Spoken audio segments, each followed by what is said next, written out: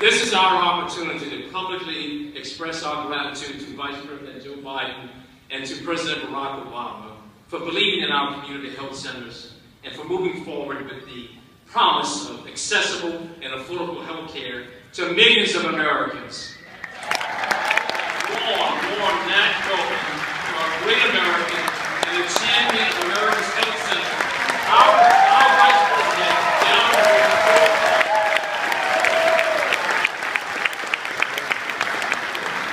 Thank you. Thank you very much, folks. It's a great honor to be with you. Please. Let me begin by apologizing for my voice. I just got back, as the doc said, we traveled around the world a lot, and apparently I acquired a sinus infection. So my doc told me I couldn't do an event last night in New York, which I felt badly about, and they said that. And how about this morning? I said, hell, there's 1,000 doctors there. I'm fine. I'm going to go back one person at a time. And so my admiration for you is equally as deeply held by President. Stop moving that what's this thing called?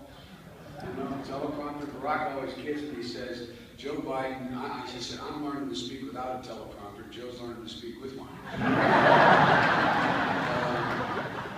And seeing all of you, I really mean it, not for us, but for the American people. So many millions of people vulnerable. So many millions of people knowing what they need and having no access to get it. You know, first off, the President and I think you provided an incredible service that you provided this country. Nothing to do with the ACA. Just what you've been doing. It's an incredible service you've been providing. You have more than 1,200 community health centers and 9,000 sites in all 50 states. Now, think about what those cities, what those communities, what those neighborhoods would be like if you hadn't been around all these years. I mean, I really mean it. Think of how fundamentally the lives of those communities would be changed without you. Those community centers you run, 150,000 hard-working men and women. Feels like I'm with all of you today. 21 million patients. 21 million patients rely on you all. More than 3.7 million, about 18% of your patients are children. For them, their families, you're the first place they go for primary care. You're the first time they've probably ever seen a dentist because of you. The first time they've ever received behavioral health services. Maybe when they walk through your doors and benefit from your care and expertise and emphasize care. Without you, the country would be a very different place. That's not hyperbole. Without you, the country would be a very different place. The thing I love about y'all, obviously I don't know y'all, but I've spent a lot of time in the community. The thing I love about y'all is you're all in the face of all that you see, remain optimistic. No, I really mean it. It matters. It matters. You believe in possibilities. You're always looking about what can be better. Why can't we get this, that, or the other thing done? Great things happen when people believe. You know, I have to admit that Doc's right. I served, every time someone says I served in the Senate 36 years, I bless myself. I can't be that old. But, you know, during my career, you know, as a lot of you know, we senators and congressmen, we call caseworkers. I had probably more caseworkers than most in one of the smallest states. I allocated more of my staff salaries to people who were the people around the phone who were going into somebody's home, trying to help them with things that mattered in their life. I was blessed with so many competent caseworkers, not only believed, but were determined. We're determined to take care of people, one family, one person at a time, that anything is possible. And the kind of work you have done reflects that belief. You know, I've been traveling around the country a lot lately, I've been traveling around the country constantly. And what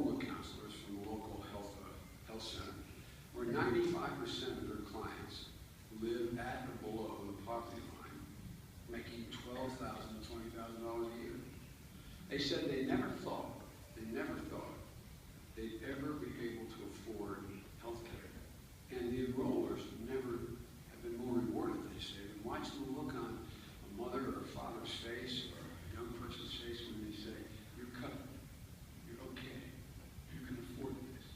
How many stories I've heard and you've experienced where clients walking out of a healthcare center crying with joy that they never ever thought this could happen.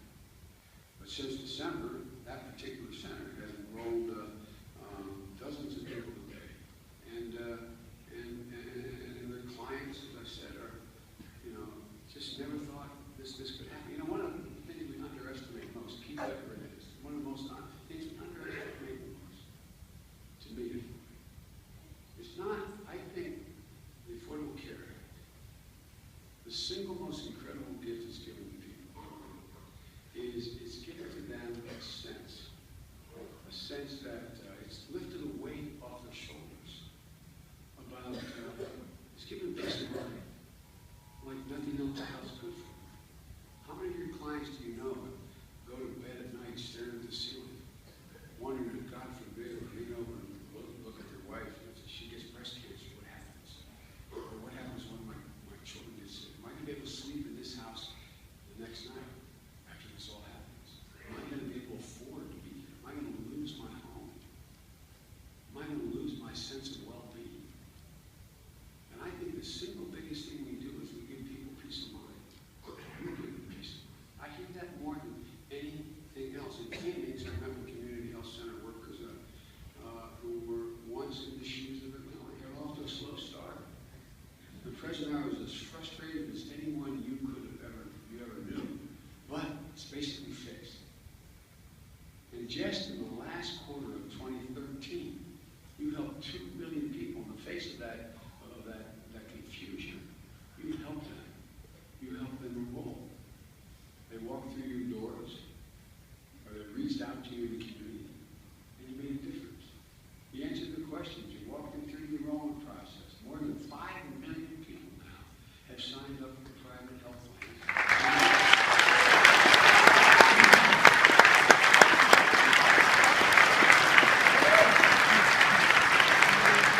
And more that we're not even counting, gaining access through health care by signing up for Medicaid. And ladies and gentlemen, imagine if every governor did the right thing and signed up for Medicaid.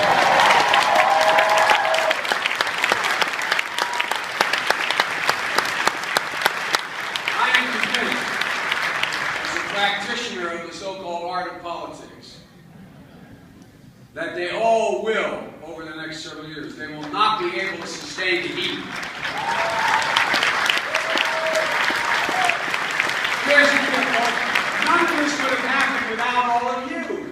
As I said earlier, the fact that these community health centers are the indispensable resource for so many people out there who are underserved and underinsured. You've been the only place millions of folks have been able to go for basic care. And in the process, treating your patients, you have eased many of their concerns and fears about the Affordable Health Care Act. You've overcome language barriers and geographic distances. You've been so successful because people trust you. You're about the most, of all the places in the world to go, is doctors, nurses, hospitals, you guys, who will look in the eye and say, this is a good thing, let me help you, this is how it works. They count on you. They know what you've done in the past. That's why you are our most valuable resource and why the administration is always valuable.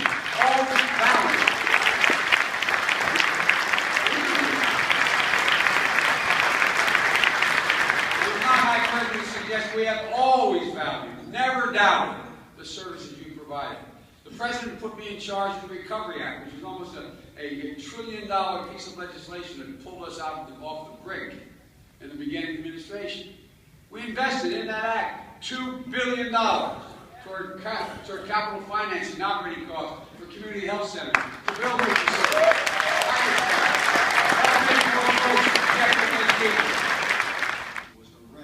That was an amazing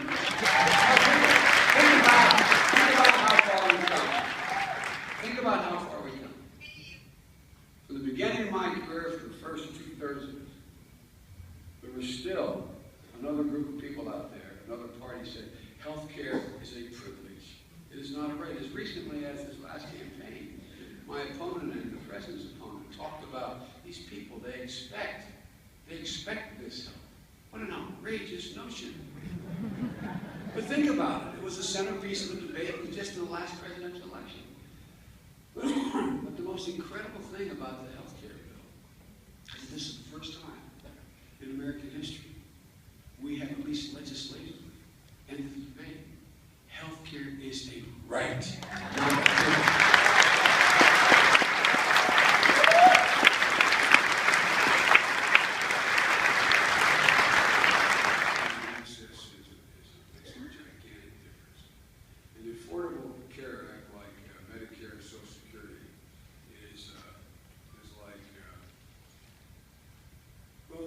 It's the single biggest social initiative the country has taken since, even more so than Medicare. More so than Medicaid and Medicare. This is allowing everybody to be able to have affordable health care. So look, let me close by saying that with the grace of God and good will the neighbors, as my grandfather would say, we're going to come out of March 31st with such a significant pool of people who have already signed up, with the pressure being put on governors who haven't allowed states to take advantage of the Medicaid coverage, that we're going to roll into November in a situation that many more people understand intuitively what this means. Many fewer are afraid that they can't afford it, and we're going to see this thing continue to roll. And so you're the ones who fuel that progress. And all I'm saying to you now is it's a fair thing to do is ask more of you. Push as hard as you can these last 10 days. The higher the numbers, the more certainty this is going to last forever. And ladies and gentlemen, this is one of those experiences, and it sounds corny, that you're going to be talking about with your grandkids and great-grandkids that you were part of. You were part of putting in place. It's something that 20 years from now, everyone's going to wonder, what's the big deal? What's the big deal? Doesn't everybody in every country do this? So ladies and gentlemen,